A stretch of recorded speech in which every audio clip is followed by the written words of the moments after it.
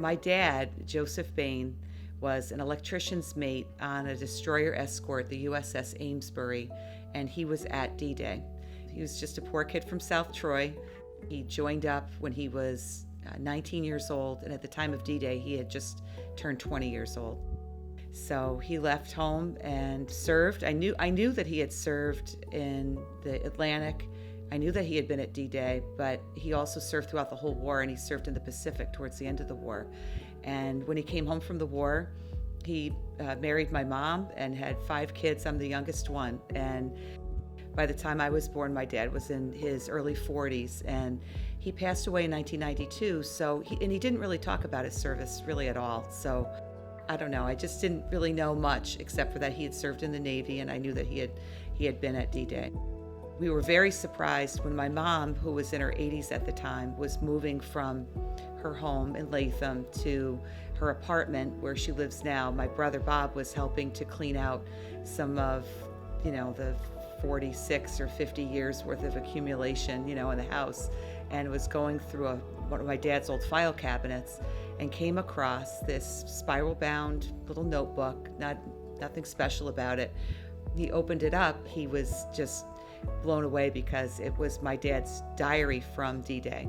So my brother Bob and my sister-in-law Debbie took the journal, and at first they started to transcribe it, but after a while they started thinking about it and thought that it would be really great to show my dad's actual handwriting too. So they blew it up, made the font bigger, and they bound it, and they gave it to me a couple of days ago. And I had a chance to go home, and my husband and I sat down and read it together.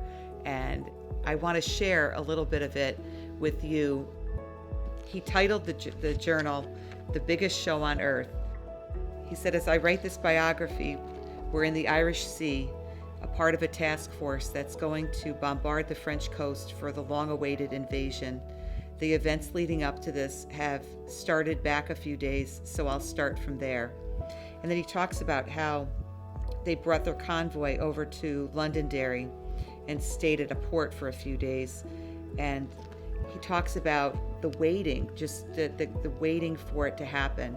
They said that they finally anchored in Belfast Bay, and going into the bay, they saw plenty of fighting ships of all nationalities, and it partially confirmed that this was it. They had been waiting for so long for this to start. This is a destroyer escort that's a lot like the USS Slater that's down at the Port of Albany. One of the things I really want to do this year is to go and take a tour of it, because I haven't done that yet, and I really want to see what the conditions were like for him. He said finally his captain announced that they had a message over the loudspeaker, and that all of the sailors gathered around different speakers all over the ship listening intently for what he was going to say. Finally, he spoke, he said, and read us a letter from General Eisenhower telling us that the invasion time had come. There weren't any smiles or cheering as he told us the facts. We were to be in the first attack, and we'll probably see the hottest part of the action.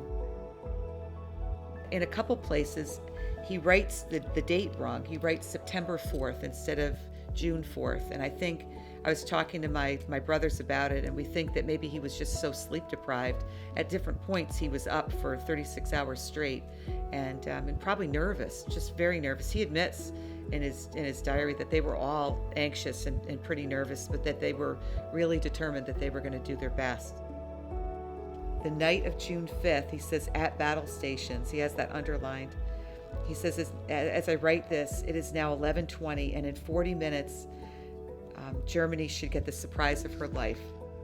So as I've been watching all the news coverage, they've been interviewing a lot of 95 and 96 and 97-year-old men who survived D-Day and are still alive. And I can't help but think about my dad.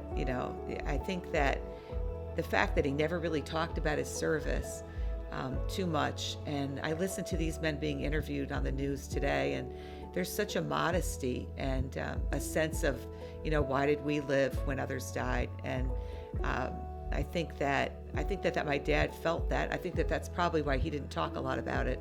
I think he was really acutely aware of the men that were lost in this invasion and throughout the war. And I think he felt tremendously lucky to be able to come home and begin a life with my mom and create his family and live as long as he did. So to all those who survived, I think of Charlie Merriam today, who is one of my friends in Niskayuna, who served on as captain of a PT boat at D-Day, and the stories that he's told me about his service. I think about the men that I've been able to meet in the course of working in the Assembly, going to deceased veteran ceremonies and meeting some of the World War II veterans.